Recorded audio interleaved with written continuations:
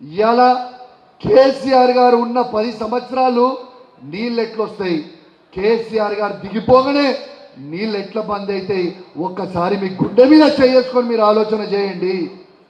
ఇలా కేసీఆర్ గారు ఉన్నప్పుడు 24 గంటల కరెంట్ ఎట్లా వస్తుంది, కేసీఆర్ గారు దిగిపోగానే కరెంట్ ఎట్లా బంద్ అవుతుంది.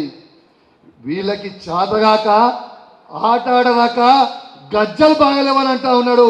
నీకు సిగ్గు లేదు, శరం లేదని చెప్పి ఆ ముఖ్యమంత్రి నేను ఈ వేదిక మీద నుంచి నేను తిడతా ఉన్నాను. ఎంతసేపు కేసీఆర్ గారిని కేటీఆర్ గారిని తిడతా ఉన్నావు. నీకు చేతన కాకపోతే నేను ఈ వేదిక ద్వారా ఈ మీడియా ద్వారా ఈ ముఖ్యమంత్రికి సవాల్ విసురుతా ఉన్నా. నీకు నీళ్ళు చేత కాకపోతే నువ్వు రాజీనామా చేయి, మా కేసీఆర్ గారిని ఎక్కిస్తాం, నీళ్ళు ఇచ్చి చూపిస్తాం.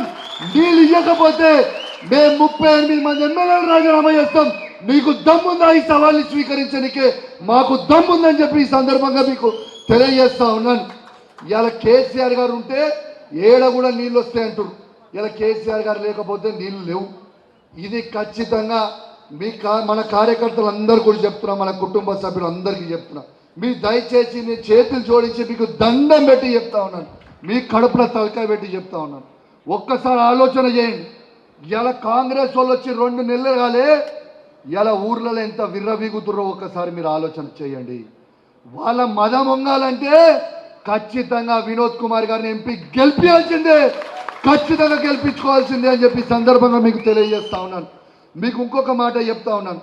నేను ఖచ్చితంగా కేటీఆర్ గారి సమక్షంలో, కేటీఆర్ గారి నాయకత్వంలో, కేసీఆర్ గారి నాయకత్వంలో రేపు మీరు కష్టపడి వినోద్ కుమార్ గారిని పార్లమెంట్ సభ్యునిగా గెలిపించుకున్న తర్వాత ఖచ్చితంగా మీకు మాటిస్తా ఉన్నా, మీ కరీంనగర్ పార్లమెంట్లో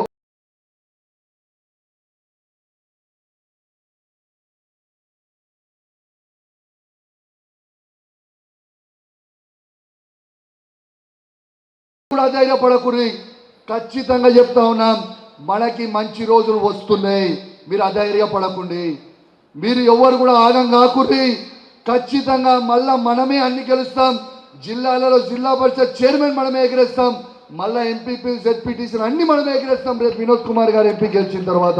ఇది మా మాట, మీకు అండగా ఉండే బాధ్యత మాది అని చెప్పి కూడా ఈ సందర్భంగా మీ అందరు కూడా తెలియజేస్తూ, ఖచ్చితంగా ఒక్కటి మాత్రం గుర్తుపెట్టుకోండి ప్లీజ్, దయచేసి ప్రతి ఒక్కరు ఇది మీ ఎన్నిక అనుకొని తిరగండి.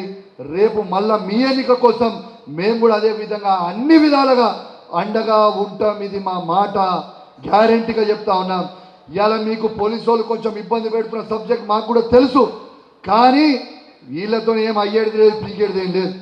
మళ్ళా మేము వచ్చిన తర్వాత బిడ్డ మిత్తితో సహా వసూలు చేస్తాం, జాగ్రత్తగా ఉండుర్రి. జిల్లాలో ఉన్న పోలీసు వాళ్ళకు కూడా చెప్తున్నాం, మీరు చేస్తున్న ఇష్టం ఉన్నట్టు మీరు కేసులు పెట్టి ఇబ్బంది పెడతా ఉన్నారు, తస్మాత్ జాగ్రత్తగా ఉండుర్రా బిడ్డ. రేపు మళ్ళీ మేము ప్రభుత్వం వచ్చినాక మిత్తితో సహా వసూలు చేస్తాం, మీకు గుర్తుపెట్టుకోండి. ఎవరు వదిలిపెట్టాం, అది కానిస్టేబుల్ కావచ్చు, అది డీజీపీ కావచ్చు, సిపి కావచ్చు, ఏసీపీ కావచ్చు, సిఐ కావచ్చు, తస్మాత్ జాగ్రత్తగా ఉండుర్రి.